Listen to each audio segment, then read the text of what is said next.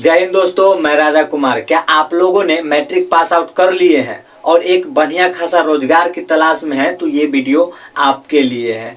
आप कोई बढ़िया खासा घर से नहीं आते हो, बढ़िया खासा कहने का मतलब आप बढ़िया खासा पैसा वाला के यहाँ से नहीं आते हो, यानी कि जिसके पास 10-20 लाख रुपया हमेशा यूँ बोला यूँ निकाल के दे दिया, ये सब घर से नहीं आते हो तो ये वीडियो आपके लिए ही बनाया गया है। क्योंकि इंडिया में एक वैसा वैकेंसी आया है जो कि आपको फिलअप करना ही चाहिए, भरना ही चाहिए।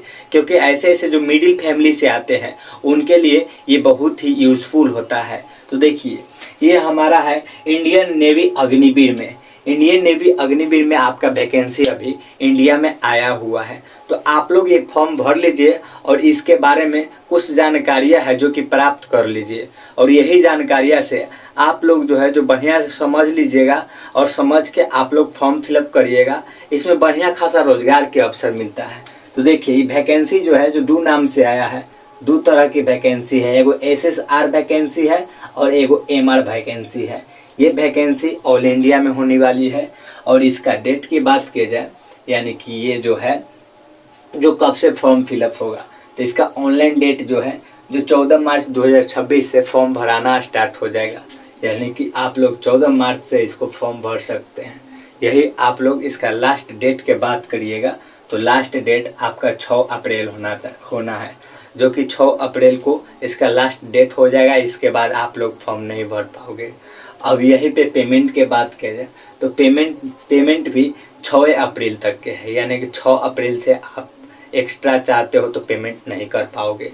अब उसके बाद करेक्शन के मतलब क्या होता है, जब आप लोग फॉर्म फिलअप करोगे तो उसमें कुछ नाम हो गया, पिता का नाम हो गया, आधार नंबर, मोबाइल नंबर, ये सब अगर जो गलत हो जाता है तो उसको आप लोग 10 या 11 अप्रैल तक सही कर सकते हो। उसके बाद हम सब थोड़ा फ़ी की बात कर लेते हैं कि ये फॉर्म को भरने में हमको सके कितना फ़ी लगने वाला है। तो देखिए दोस्तों, इसमें जितना भी कैटेगरी है, general category, OBC category, EWS या फिर SC ST, वो सबको 550 रुपया लगने वाला है। वो भी प्लस में 18% GST के साथ, यानी कि आप लोगों को 550 रुपया तो अपने अकाउंट से कटेगा ही, इसके साथ साथ 18% GST भी कटेगा।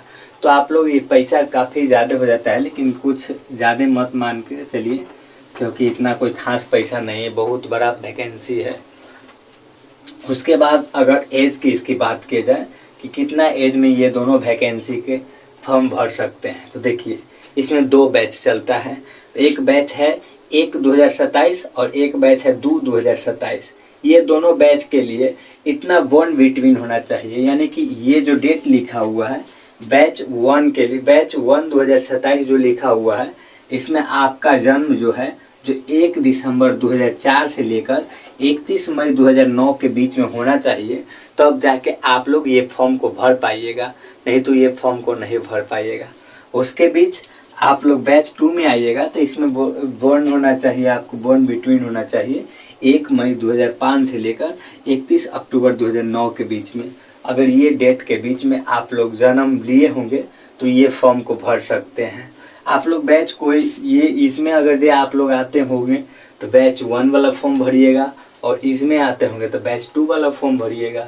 यही आप लोग टोटल पोस्ट देख लीजिएगा इसका। तो टोटल पोस्ट जो है जो घोषित नहीं किया गया है, टोटल पोस्ट जो है जो अपना अनुसार से लिया जाता है, उसके ज़रूरत के अनुसार से लिया जाता है। उसके बाद बात करते हैं योग्यता की कि इसमें क्या योग्यता होना चाहिए कि हम सब फॉर्म फिलअप कर सकते हैं, क्या एलिजिबिलिटी होना चाहिए। तो देखिए, अग्निवीर 2 पोस्ट निकाला है, एगो SSR है और एगो MR है। तो इसके लिए सबसे निचला मान लीजिए, अगर आप लोग सिर्फ मैट्रिक किए हुए हैं फिर भी ये वैकेंसी आपके लिए ही होने वाली है। देखिए, MR जो है जो मैट्रिक लेवल का आता है, यानी कि आप लोग 10th किए हुए हैं, जो कि कितना नंबर का होता है, अगर जो आप लोग 500 नंबर का भी 10th कोई भी इंडिया का कोई भी बोर्ड से अगर आप लोग 500 नंबर का किए हुए हैं, एग्ज़ाम दिए हुए हैं, पास हुए हैं, उसमें 50% भी आपका नंबर है 10th में, तो आप लोग इस फॉर्म को फिलअप कर सकते हैं। यानी कि मान लीजिए कि 500 वाला एग्ज़ाम दिए हुए हैं, बिहार बोर्ड के या फिर कोई बोर्ड के 500 नंबर वाला एग्ज़ाम दिए हुए हैं, उसमें से कम आपका नंबर 250 भी है तो आप ये फॉर्म को भर सकते हैं MR वाला के लिए। उसके बाद ये बैच आप लोग देख लीजिएगा ये बैच के अनुसार से डेट जन्म के अनुसार से आप लोग फॉर्म भरिएगा।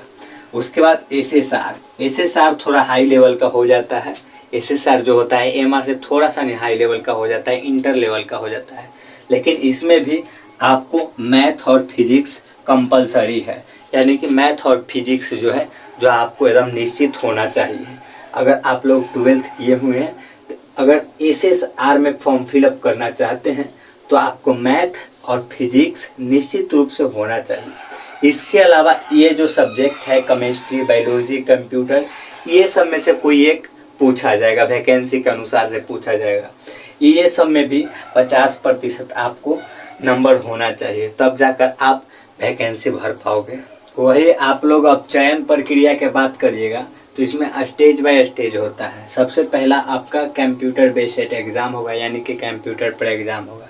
उसमें आपको शॉर्ट लिस्ट में आना होगा। जब एग्ज़ाम आप लोग दे दीजिएगा तो शॉर्ट लिस्ट बनता है, वो लिस्ट में आप लोग आइएगा, तब जाके सेकेंड स्टेज में आइएगा, नहीं तो आपको यहीं से छांट दिया जाएगा। उसके बाद सेकेंड स्टेज में आइएगा तो पीएफटी यानी कि फिजिकल फिटनेस टेस्ट किया जाता है। इसमें आपको सबसे पहले हाइट देखा जाएगा। हाइट मेल के लिए 157 सेंटीमीटर देखा जाता है, यही फीमेल के बात किया जाएगा तो 152 सेंटीमीटर देखा जाता है। इसमें आप लोग और पीएफटी में देखिएगा तो 1.6 किलोमीटर रनिंग जो है, दौड़ना जो है, जो 6.5 मिनट में हो जाना चाहिए, और लड़की सबके 8 मिनट में हो जाना चाहिए। यही आप लोग उठक बैठक देखिएगा इसमें तो 20 दाइश को उठक बैठक करना है और 15 दाइश को उठक बैठक करना है। पुशअप के बात की जाए तो पुशअप 15 दा मेल को करना है और 10 दा फीमेल को करना है। सिटअप्स जो है जो 15 दा मेल को और 10 दा फीमेल को करना है। उसके बाद आप लोग ये सब दस्तावेज जो है वो रेडी रखिएगा, क्योंकि ये जो है जो आपको यूज़ ही होने वाला है। इसमें सबसे पहले शैक्षणिक प्रमाण पत्र, जो कि हम अभी बताए थे 10th 12th या फिर और भी शैक्षणिक आपके पास है, वो भी यूज़ होने वाला है। उसके बाद आधार कार्ड भी आप अपना बढ़िया रखिएगा, जो कि आपका डीओ भी बढ़िया से उसमें मिलता हो। अविवाहित प्रमाण पत्र भी होना ज़रूरी है, क्योंकि अग्निवीर में जो भी जाता है वो अविवाहित ही जाता है, विवाह होल नहीं जाता है। उसके बाद चरित्र प्रमाण पत्र भी होना चाहिए। एनसीसी आपके पास है तो ठीक है, एनसीसी का कुछ नंबर उसमें मिलता है, फ़ायदा होता है। जाति प्रमाण पत्र भी होना चाहिए और निवास प्रमाण पत्र भी होना चाहिए। ये सब डॉक्यूमेंट आपके पास ज़रूरी है। और उसके बाद आपको चयन प्रक्रिया का बात किया जाए तो अब यहाँ पे हम बताएं हैं कि ये सब चीज़ आपको होना चाहिए।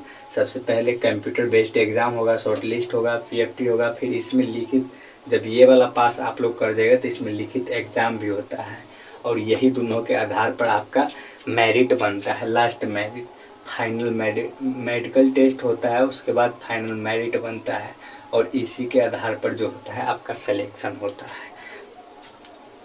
तो आप लोगों को ये वीडियो कैसा लगे और कोई भी जानकारी आपको चाहिए तो कमेंट बॉक्स में आप जल्दी से बता दो और हमारे चैनल को सब्सक्राइब कर लो।